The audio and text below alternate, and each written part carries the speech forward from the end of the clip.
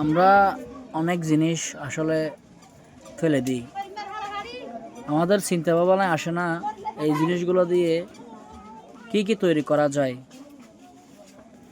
এই যে কিছু প্লাস্টিক, এই প্লাস্টিকগুলো দিয়ে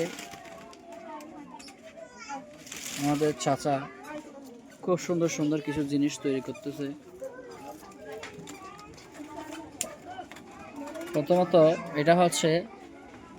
এটা দিয়ে মরিচ শুকানোর জন্য, মরিচ শুকানোর কাজে ব্যবহার করা যাবে।